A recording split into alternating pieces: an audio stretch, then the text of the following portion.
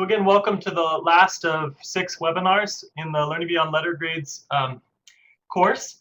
Tonight we're talking about creating a community of learning instead of earning. And I'm a little content light compared to some of the last presentations, but let's just jump in right away. So the question here is, what does it mean to create a community where learning is the driver, as opposed to one that's primarily about earning the grade, that's about maybe earning the accolades of another person, something like that, but one that really is driven by learning. That's sort of the core value of the learning organization. Now, as we talk about this, I realize that this is, in some ways, it seems a little idealistic for people who are working in the trenches in certain school settings where they're dealing with the realities of some students who seem largely disinterested. They're dealing with maybe structures and systems that they feel are prohibitive to their doing their work well. And at the same time, I would argue that regardless of where we are and where the situation exists in our schools, that we can help cultivate a little bit more of a culture of learning than what's there already. So instead of thinking of this as this kind of idealistic vision, like we can make this perfect learning community that will have no mistakes or no sense of earning present, instead, I'm just challenging us to think about how we might add to this a little bit more, how we might contribute it to a little bit more. Beth, I saw your message about the audio coming and going. Let me click on a couple of things and see if I can address that. Hopefully it's sounding a little bit better now. So let's go ahead and jump in, and we're going to talk about some warning signs. And I've started with 2, but I'd encourage you to type some messages and some thoughts as well. What do you think might be warning signs that you're in a culture of earning instead of a culture of learning? What are some of the things that you think you would see, or the kinds of comments that you would hear in a learning environment that's really more about earning than learning? Go ahead and let's brainstorm a bit together.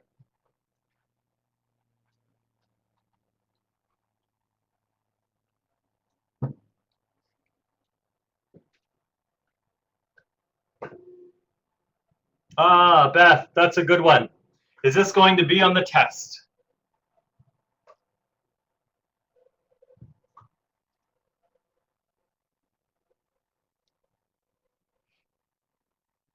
Great, this concept of extra credit, that's a really interesting one, Heather.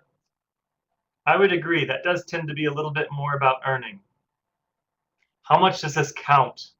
To sort of weigh how much energy or effort they should devote. So the effort's really driven by how much this counts toward their grade. Good.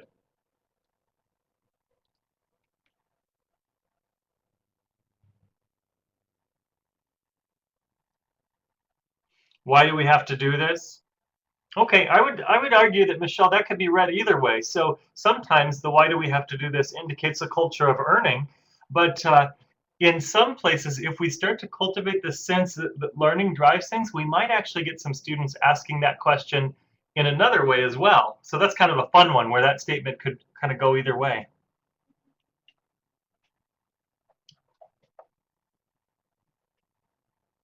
Ah, it's going to count more. Yes.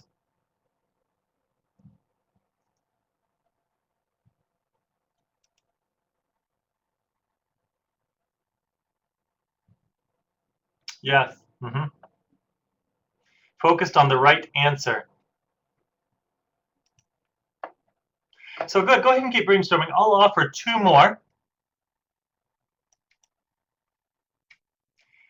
And one of them is a statement, and the other is something that's present in the community. So what do I need to do to get a C or a B or an A? Where they have the goal, and their primary goal is a letter grade, right?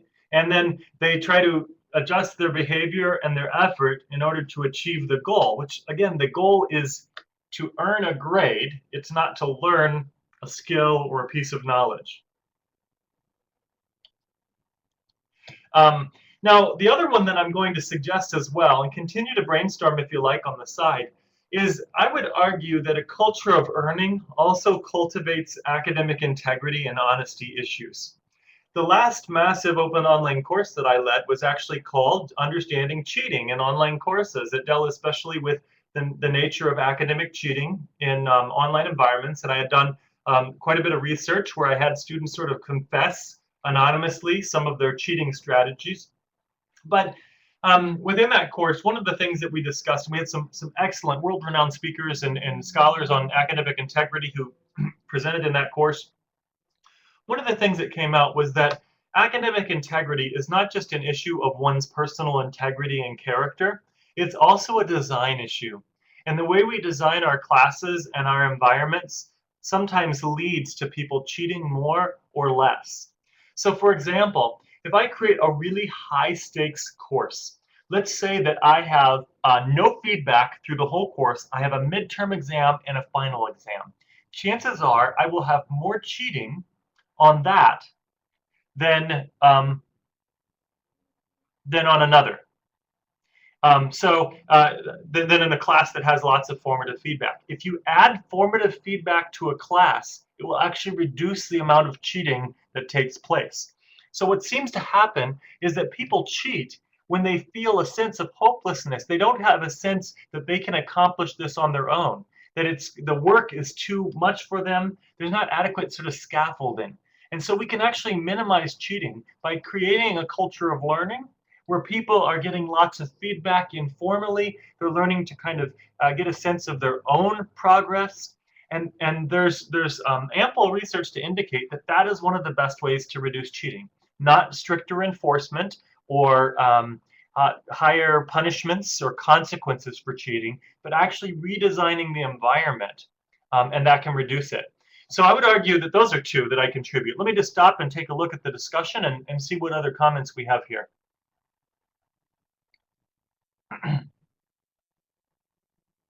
So Michelle, yeah, you mentioned where people didn't see the benefit of practice, feedback, and reflection.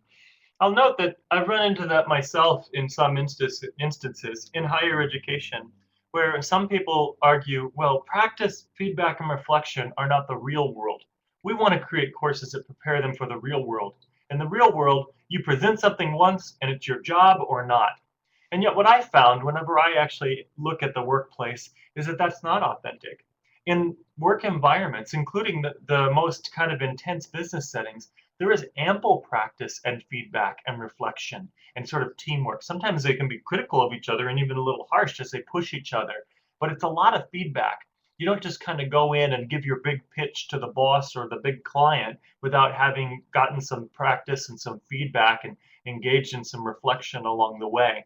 That is sometimes a hard sell for people at first until we maybe invite them to look at it from a different perspective. But I can feel for you. I know that that is a deflating experience sometimes when you run into that.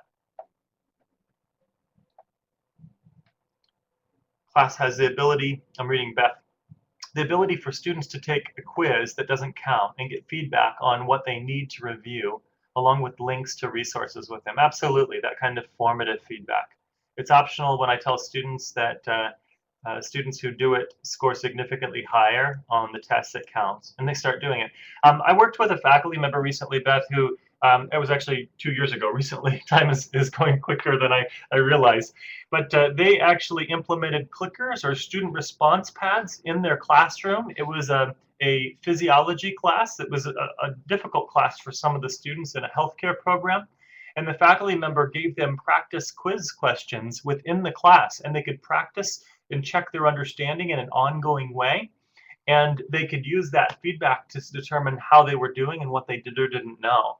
And the faculty member gave them strategies on how they could use the feedback and the practice quiz questions to refine their studying and to study differently. And she found some very, very positive results for students who used that formative feedback. Deborah wrote, can we change the student attitude if they've had summative a focus for several years? Or maybe I should say, how do we fix what we have not been doing? So summative assessment in that experience is common, and people may come to associate that with school. In fact, I've run into people before who even associate it with academic rigor. Well, first of all, I do have issue with the word rigor because that means painful. And I don't know if our goal is to make education as painful as possible. I think what they mean is challenge. They want it to be academically challenging, to sort of raise the bar, to challenge people to reach new levels of performance. And so the way that I often address that when I have conversations with people who kind of believe that summative only is higher rigor, is I simply ask them, well, what is more, what has the higher academic standard?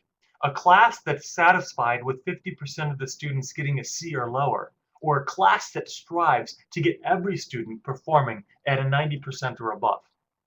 So that's my question. I said, what if you could change the way you designed your class or change activities in your class and more students performed as on the same level as the 10% that perform really well in your class right now? Why wouldn't we want more high performing people out in the world? And to have that kind of a conversation with people, it doesn't always go perfectly, but I do think we have to think about how we can be advocates and sort of evangelists for a culture of learning. And that does require us coming up with examples and illustrations and metaphors that really resonate with the people that we talk to, whether it's colleagues or administrators or students. And so there is a need for us to actually do that. I think another powerful way is to tell stories, to tell success stories of how using one of these strategies really did help create a culture of learning. When people see a culture of learning in action, you don't find many people who say they don't like it or they think it's bad. It's contagious. Um, Let me keep going. Deborah wrote, by the way, Bernard, I have bought the formative assessment book that I recommended earlier, but have not had a chance to read it. Well, I hope you do read it. Let me know how it goes, Deborah. That book, for others that may not recall, is New Frontiers in Formative Assessment. Excellent, excellent book.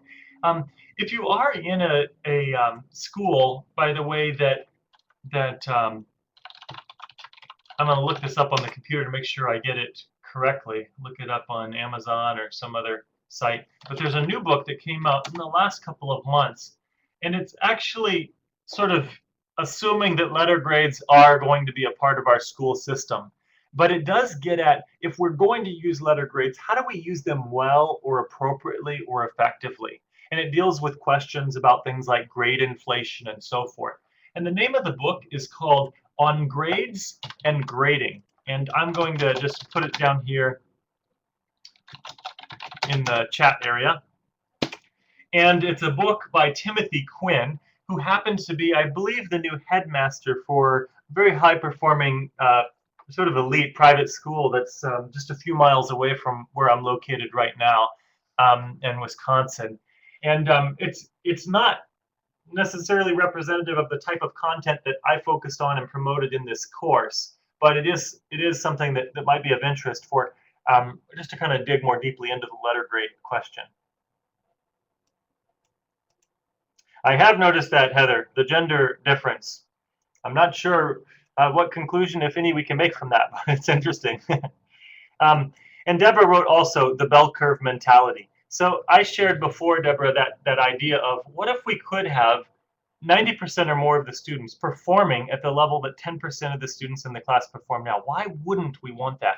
Let's imagine medical school, for example. Don't we want to be producing brain surgeons who are all performing at the highest level they possibly can? And if the way we design the learning environment can result in a higher number of people performing at a higher level, doesn't that just make society a better place? Because we have people that have a higher level of competence and confidence in their work. It is a hard sell because some people kind of are rooted in that 1980s mindset of the bell curve. I've talked to faculty members in the past, for example, who take great pride. They'll look at performance of students on a test and they look sort of glum whenever they see that all the students got a B or higher because they think somehow it must have been a poor test or it was too easy, as opposed to possibly considering the fact that they learned a great deal.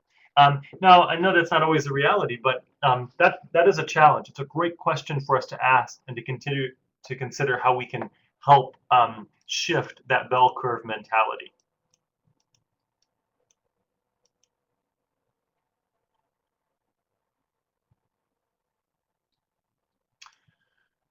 It is interesting, Heather. Yeah, I'm not sure about that gender-wise.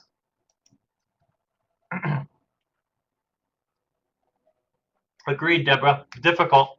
It takes time, it takes energy. Now, note my background comes in educational design and technology and educational innovation. So I'm used to representing perspectives and ideas that are not accepted by the vast majority of people around me. In fact, that's my work is educational innovation and entrepreneurship. So even the concept of offering an open course like this, you can imagine some people asking, well, you're teaching a course for free. And how does that benefit the university? They might ask.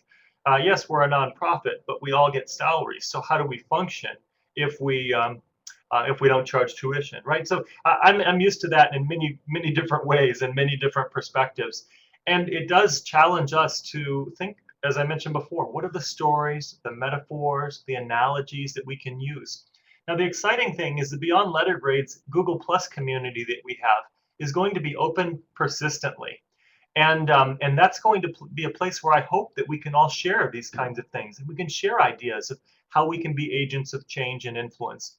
I will say, by the way, that when it comes down to my work in trying to help challenge people to consider new possibilities, the biggest thing I find is to agree with people who have concerns and criticisms, and to listen to what they have to say, and to have lunch with them a lot. So, for example, being a person in the field of educational technology, one of my areas of expertise is the history of the Luddite movement and neo-Luddite perspectives on technology. In other words, I've made it one of my areas, my specialties, to know and to understand and to appreciate the strongest criticisms of technology and society and education that exist.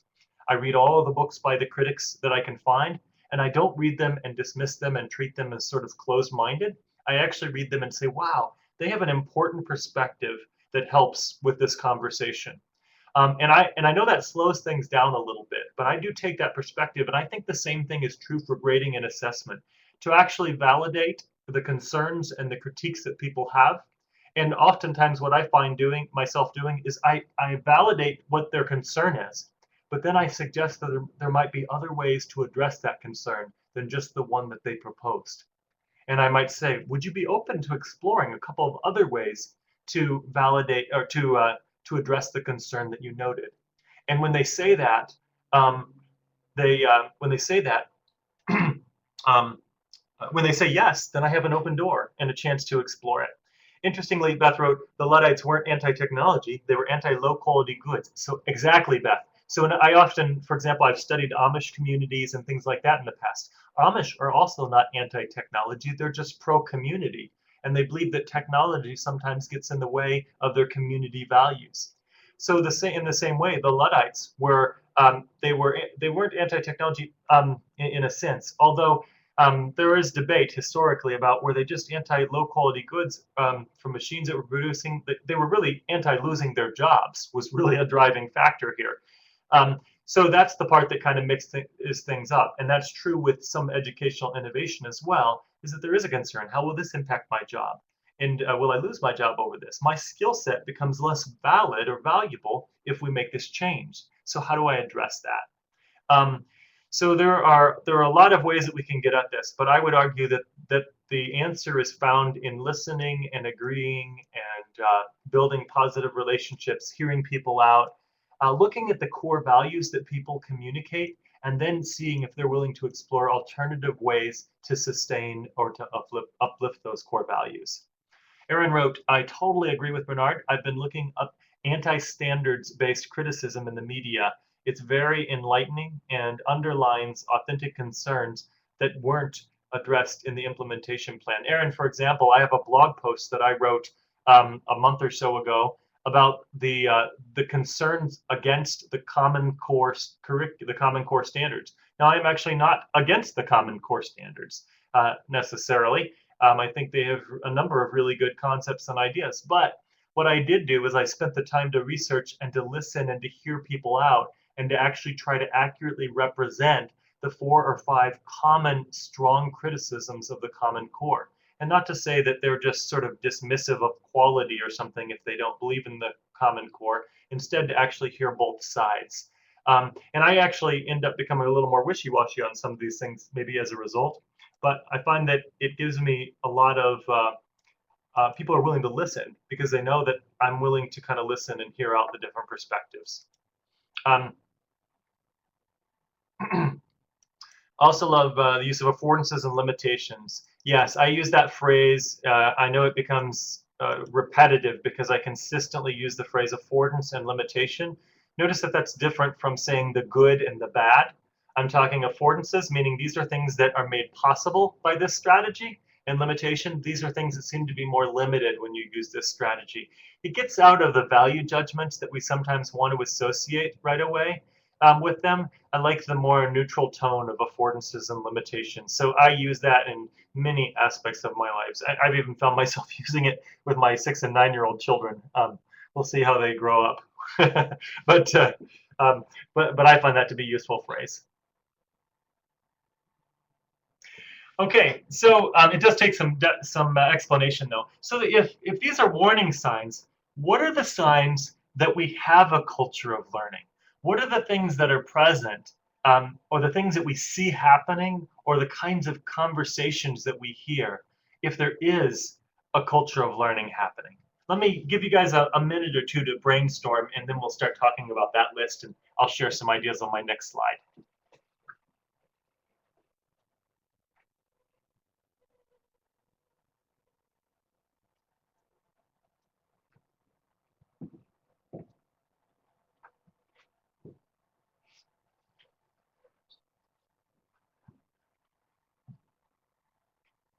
The question, Beth, was what about the opposite? If these are warning signs that we have a culture of earning, what does it look like if we have a culture of learning?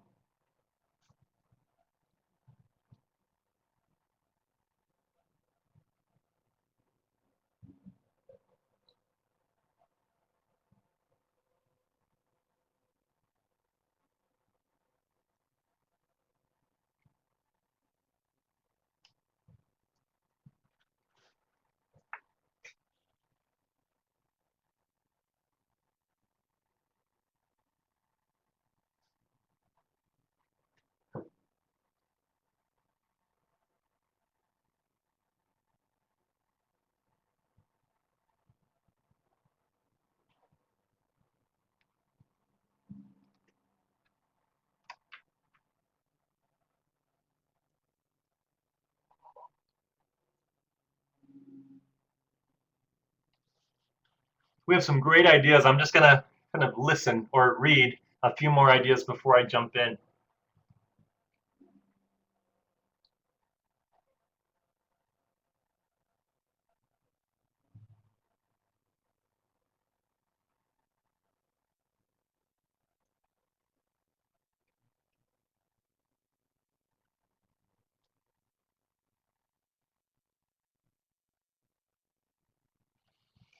Michelle, you are a persistent advocate for Carolyn Dweck's work on mindset. I think we mentioned that in one of the earlier presentations, but it's a favorite book of mine as well. So I'll just put the link in here in case people are listening to the recording later or some of you aren't familiar with it. She has some great sort of scholarly work on the subject too, but her more kind of accessible book on the topic is called Mindset, the New Psychology of Success. And it's a great read that deals with this distinction between growth and fixed mindset, which, by the way, I think will be critical for addressing some of the new standards for math instruction on the K-12 level. And it works well in higher education as well, but cultivating a growth mindset. We'll talk about that more in a minute. Oh, thanks, Heather. Yeah, I'm actually going to try to meet the author here in the next month or so. I have a colleague at the university who sends her son to the school, and hopefully she's going to make an introduction here. So I have to get the book completely read. I haven't finished it yet myself.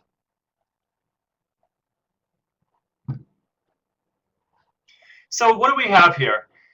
We have a wonderful list of items: questioning, supportive, wanting to contribute, inquiry, feedback, revision, wanting to understand why they got something wrong on a test, choice, self-assessment, the ability to fail and learn, reflection, self-assessment again, growth mindset, input orientation instead of outcome, Interesting. So we can see lots of things present, and we can all kind of resonate. We have a sense of what it would look like and feel to be in an environment like this. Now, I have some things that I'm going to share, some sort of circles. I know this isn't the most the most visually appealing slide here, but I have some good content that we'll unpackage together, and you're probably familiar with most or even all the items. But let me start by sharing a story.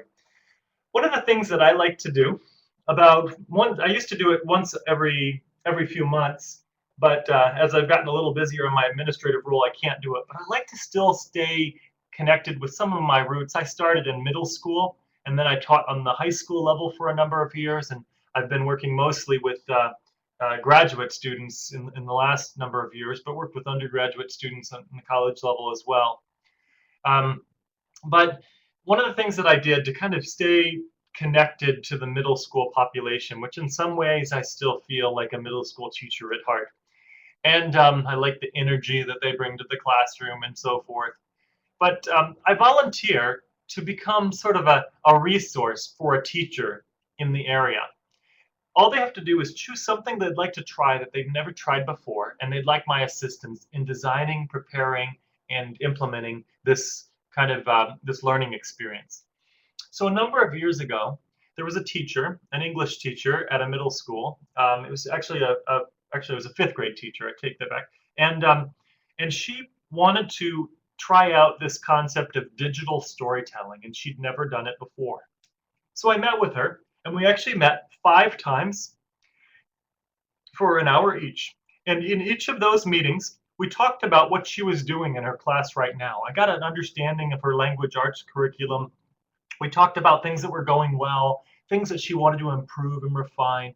And eventually we narrowed it down to a unit that she taught on expository essay writing, and she was using the 6 traits of writing that some of you may be familiar with. And as we talked about it, we decided that we were going to figure out if we could shorten the length of that unit by about 6 days, which was significant.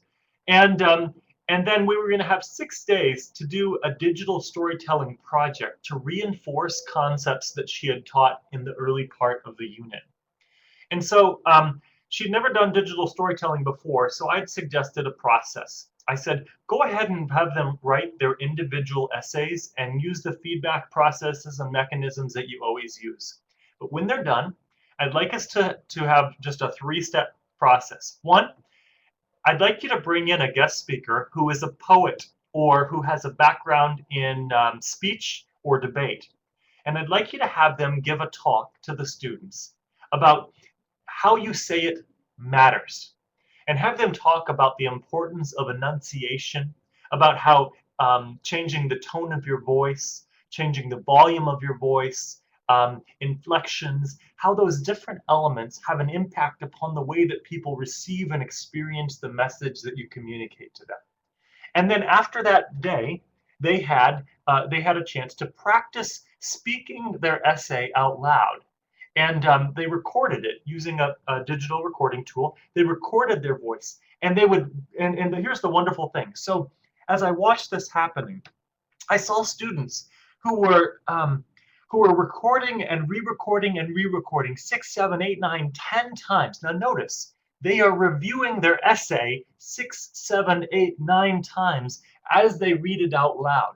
And so they're engaged in repetition that's not mindless repetition, but it's repetition with interest and passion and sort of pride in their work. And they kept going, and they would communicate to one another. And then I'm hearing 5th graders use the vocabulary introduced to them by this forensics coach who came in. And they would say things like, I don't think I enunciated this word as well as I could have. Let me try doing that again. And you would hear them give feedback to one another, saying, I wonder what would happen if you sort of slowed down and spoke a little more softly at this point, but then you got a little louder and a little more intense at this point. And it was so wonderful to hear these students have such a rich, meaningful conversation about their work and to take such pride in it. And amid that activity, there was no conversation about, do we need this for a class, or do we need this for a grade, or anything like that. Then the second thing we did is we had a photographer who owned a photography business in the city come in, and they talked about the power of image and how images can be used to enhance the written word and spoken messages.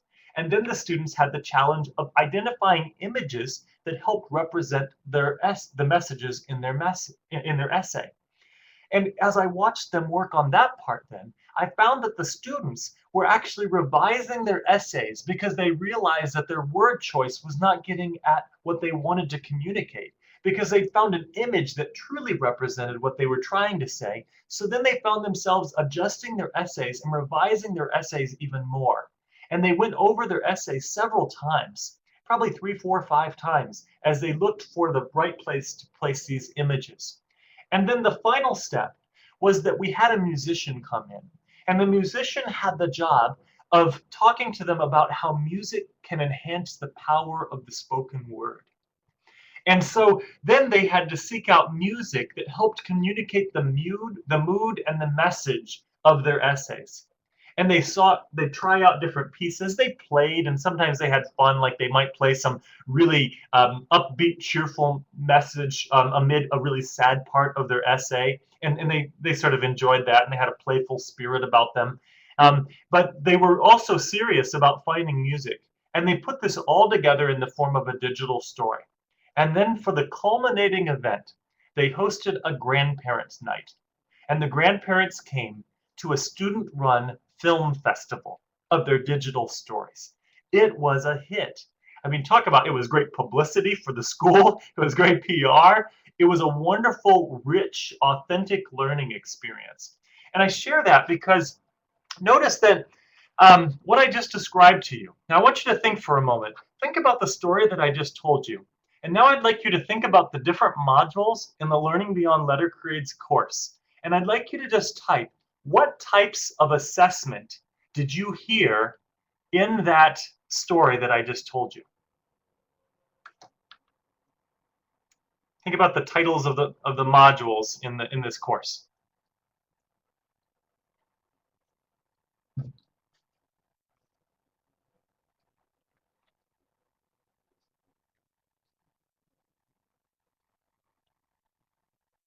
What types of assessment were taking place amid this activity that I just described?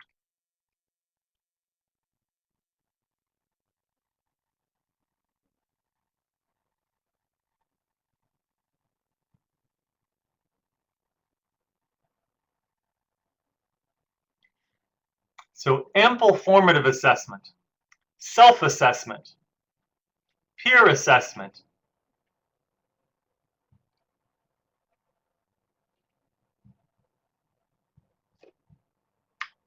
authentic assessment,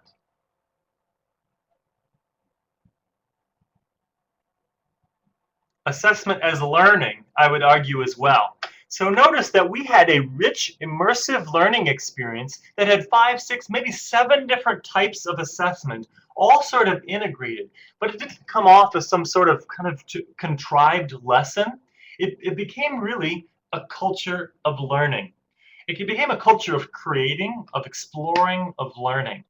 And that's what this looks like whenever we take the different aspects of this course and we put them together and we think about learning experiences and we think of ourselves sort of as learning experience architects or designers of learning experiences. And that's really the goal here, is when we pull these together and we use them as sort of part of a palette that we use to paint this environment that students will play in and experience, and they'll explore. That's when the real power comes together. When we don't just sort of say, I'm a fan of this type of assessment versus this type of assessment, but we pull it all together. You could have used, actually, we did have a rubric that was tied into the core competencies for students to learn. So we did actually have a sort of standards and competency-based element that was integrated in this as well. And the rubric was used for self feedback and peer feedback and so forth. So let me talk about some ways that I think that we can get at this. First of all, I do think that we have to think design thinking. I'm a big fan of that educators need to think about more than just sort of the art and science of pedagogy or andragogy or hudagogy or whichever goji you like. But we also think about ourselves as designers, learning experience designers, as we think about learning ourselves as learning experience architects, instructional designers, some of that terminology. So with that in mind, let me just kind of take you through some of these circles, and I know there's a question there. Um, Community of purpose. Since you asked the question, Michelle, I'll talk about that. Now, this is a play. Once I earned my doctorate, I felt like I had the ability to start to make up my own terms or phrases. I'm also a critic of people doing that a little bit too much. But so for the last 7 years or so, I've started to decide, well, when is it that there's a term that exists that really represents what I want to say, and then I use it. And other times I find out that there's not one that really does, and so I want to pull it in and or propose something new. And that's where this community of purpose comes in. Community of purpose for me comes from the community of practice literature. And a community of practice, as we think about it, is a community where people have a shared practice that they want to explore together. And they use this community as a place to help them hone their craft, to hone their skill. They all have kind of a shared practice, but they come together and they help one another accomplish that, right?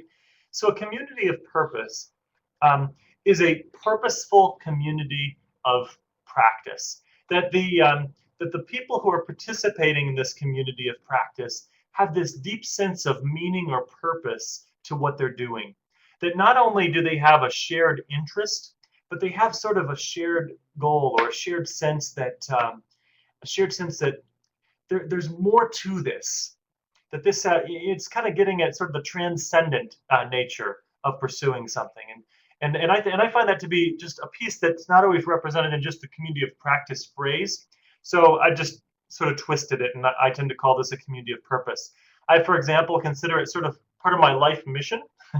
Is the way I often phrase it when people say, well, what are you about? I say, well, I believe that I am called to create, inspire, and empower high impact communities of purpose and possibility. I'll say that again, that I am called to create, inspire, and empower high impact communities of purpose and possibility. So I've literally taken this phrase and sort of adopted as my own little kind of mission, personal mission in what I try to pursue. And so when I even make decisions in my own life about what I'm going to invest my time and energy in, I ask, does this allow me to help cultivate, create, inspire, and empower a community of purpose and possibility that's high impact? If so, I invest in it. So then let me talk about the others. I see the other questions coming along.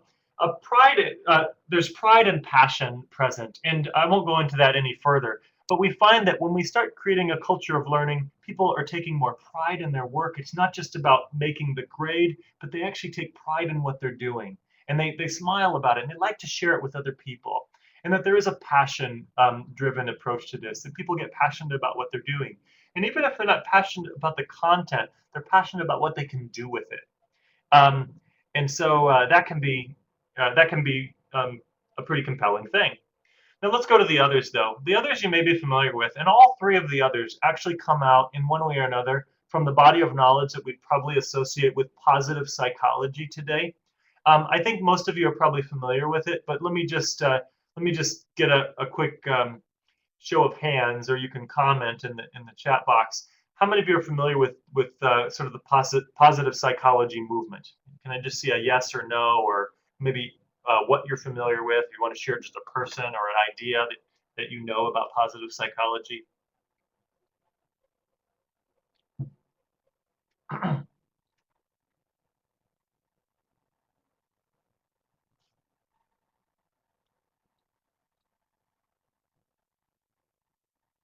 Got it, Michelle.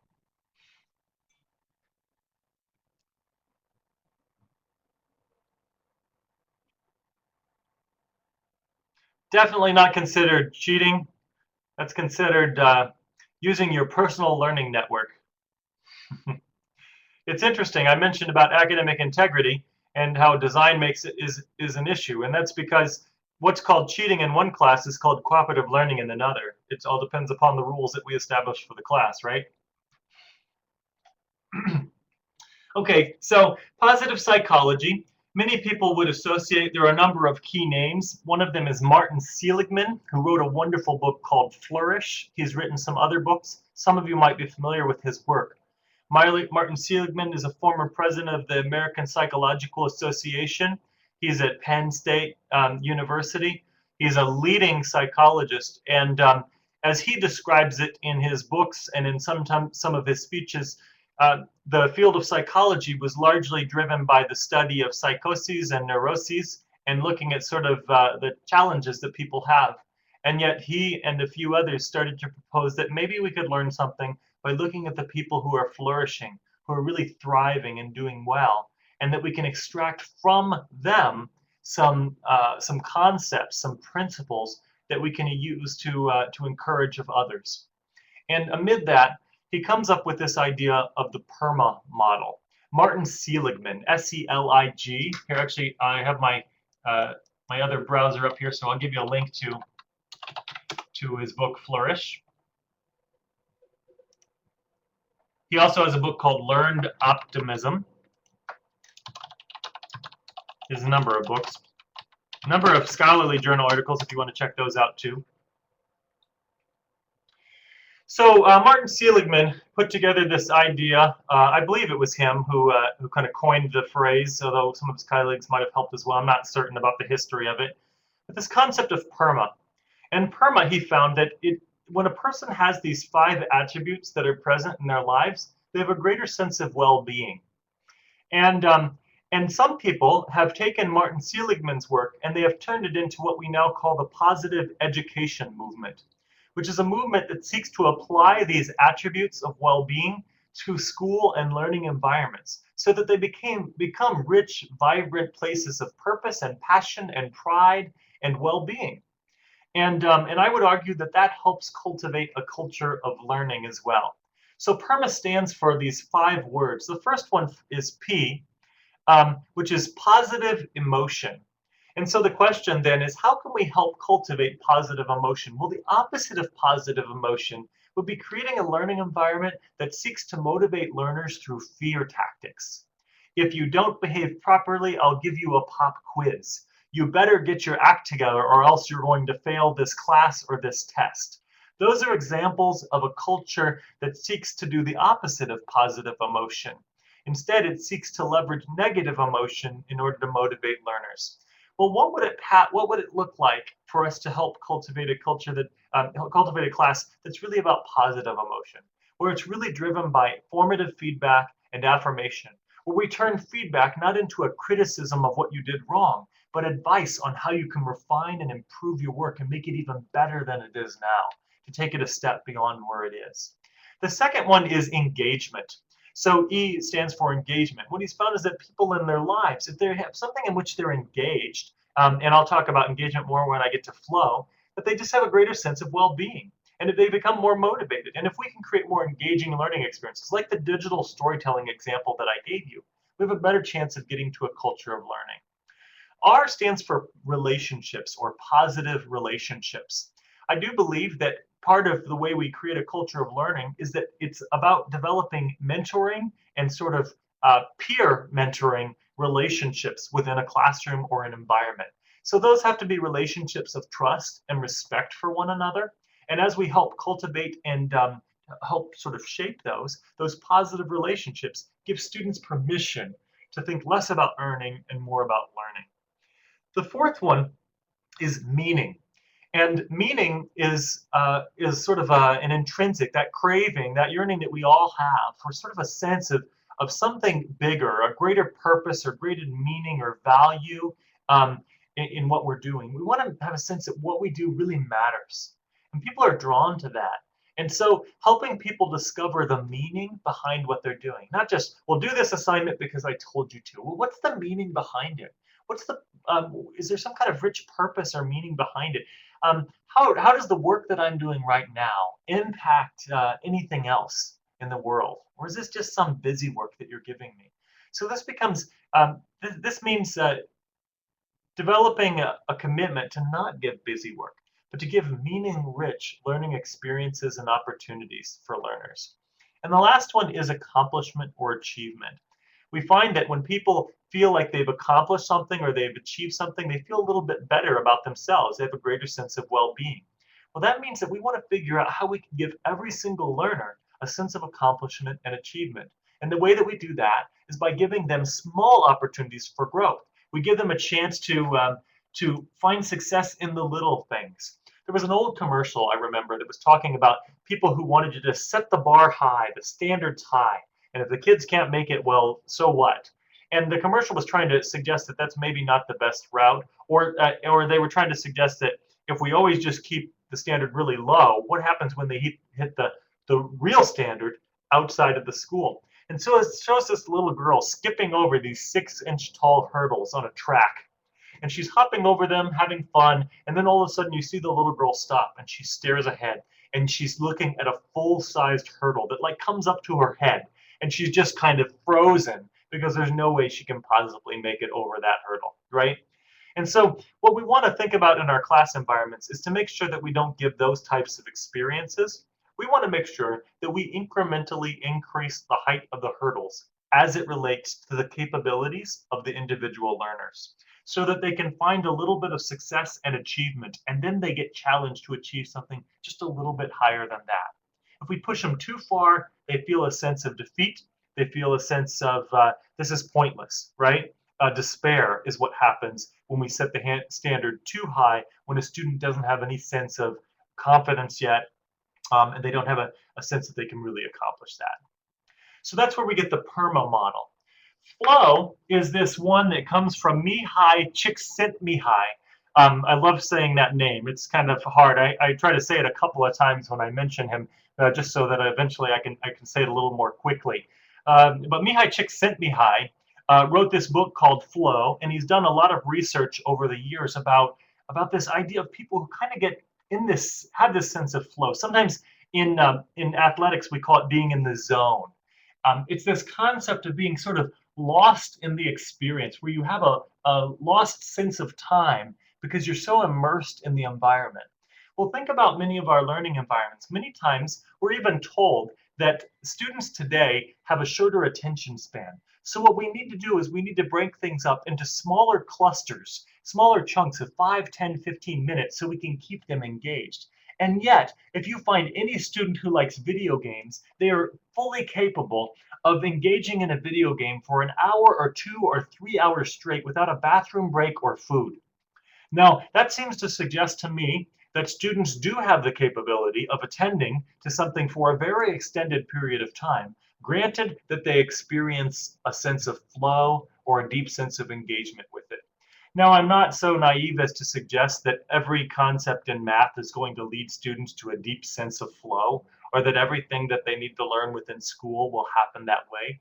But I will argue that we can have greater success in cultivating a culture of learning if we ask and we intentionally seek to design experiences where students at least have a chance to fall into this state of flow.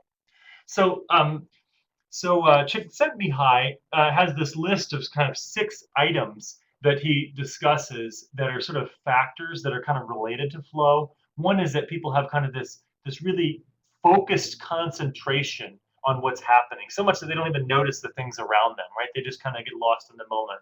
A second is that their action and their awareness kind of merge together, so it's all kind of together. You'll hear examples, for example, of like a cyclist who feels as if they were born with a bicycle attached to their body, that the bicycle literally feels like an extension of their body, and it all just kind of comes together. Also, interestingly, they have a loss of self-consciousness, so they're less reflective in one sense.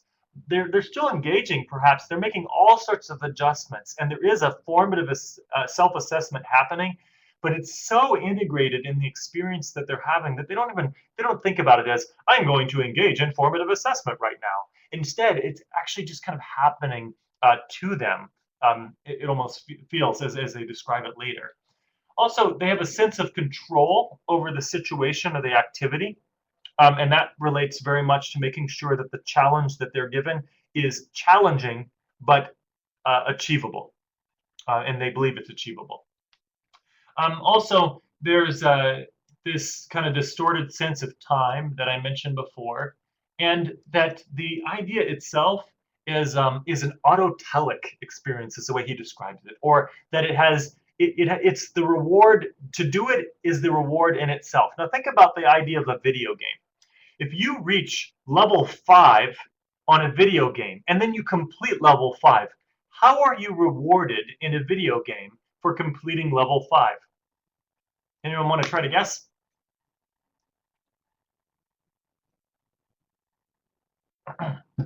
Exactly, Michelle. Level 6.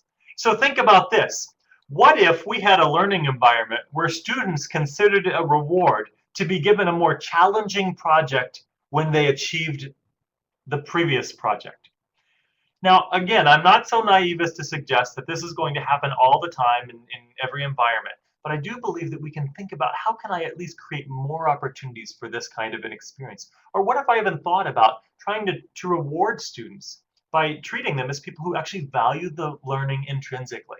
And so when they do something saying, that is great, because you accomplished that, I'd like to give you an opportunity to accomplish this, or some kind of additional question or challenge. I do believe this is possible because I've seen it happen over and over again. I've seen this happen where when students start getting into a sense of flow about something, it's very personally rewarding and they want more of what they experienced.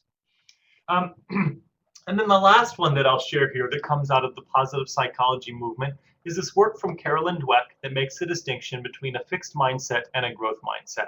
A fixed mindset is one that believes that you're pretty much born with a certain set of knowledge or skills or abilities. They often describe their ability with math, for example, I'm good at math or I'm not good at math. And they think of it as if it's just a natural ability. And it's really not something you can kind of improve on or change. A growth mindset, on the other hand, has an openness to the fact that regardless of what natural ability I'm born with, if I put time, effort, and energy into this, I can become better at it than I am right now. I can achieve this, or I can achieve more with effort than without.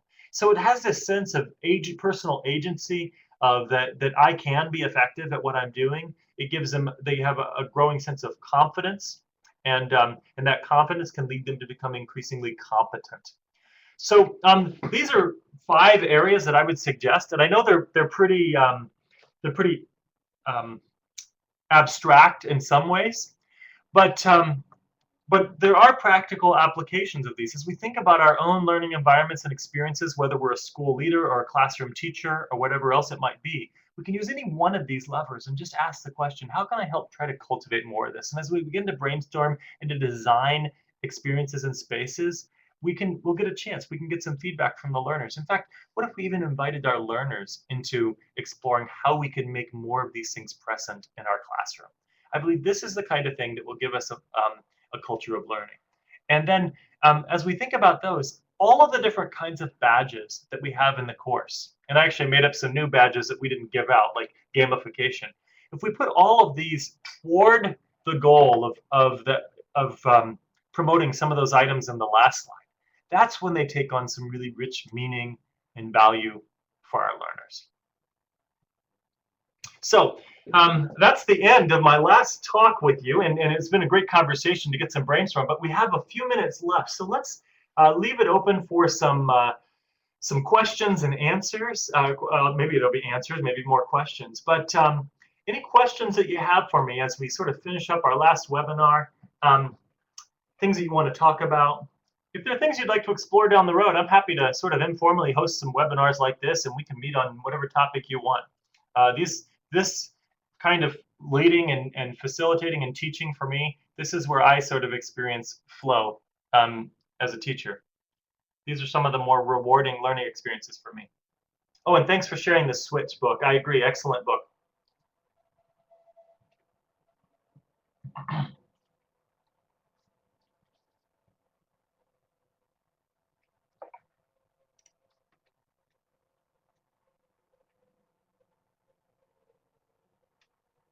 Michelle, I'd love to chat with your team. Let me know what you want to talk about, and I'm happy to meet with the group. That'd be fun. Beth, do not be sorry. If you haven't, I forgot if that was you or someone else, but my post about 100% completion rate of MOOCs, I argue that we have a 100% completion rate in all MOOCs in the world, and that's because MOOCs are open courses. They're student-directed, self-directed learning. You accomplish what you choose to accomplish, and if you have other priorities, that's great. So if you completed 1 badge or 0 badges, if you got out of this what you want, I'd say you have 100% completion. We have a 100% completion rate. Oh, Deborah, I'm honored that this is your first MOOC. That's great. You'll find them all to be very, very different. Each MOOC is I mean, I consider MOOCs to oftentimes be more different than one face-to-face class is to another one. It's all about the design.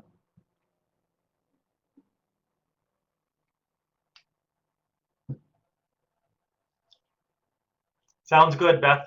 I sense that in you, I think I might have shared before the 4 gamer parts where there is the killer or completer, there's the achiever, the explorer, and the socializer. If I understood you correctly, Beth, I see you as very much an explorer, that you really value kind of discovering new things, and that's the rewarding part for you. That's where I am as well. I'm an explorer, almost at least 90% explorer, I think. Oh, that's great, Michelle. You'll find this is a smaller class too. You know, in terms of active participant, we have about less than 200 really active people in the class, but it's a really active smaller group. And for the live sessions, I've always experienced that these have a smaller number. So I don't think the largest number we ever had was maybe 17 or so, which is great. What's the best way to communicate, Michelle? So you guys are free to connect with me. Twitter, I have it up here. Also, let me just give you my email address. If you ever want to connect with me via email, please do so. And I'm happy to kind of connect or chat in whatever way. The email is probably the easiest way.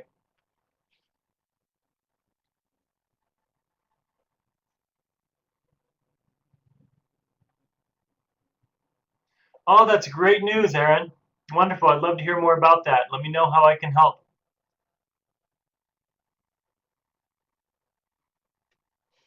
Good. You have the right connection with Sunny. You know, Cheryl Grant from the MacArthur Foundation may also be interested in chatting with you. She was one of the other people on that panel before. She seems to have some really great ideas about badge design.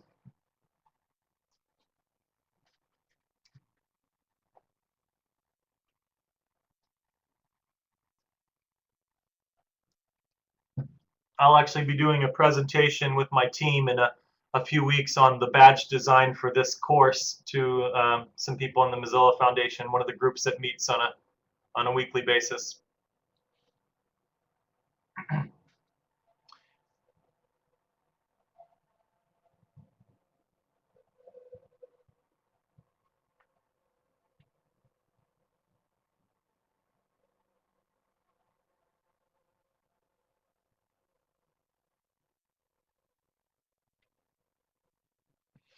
Wonderful. I love to see the connections. Well, everyone, I'll stick around for a few more minutes. If you need to head out, that's great. Thanks for attending, and thanks for being a part of this course.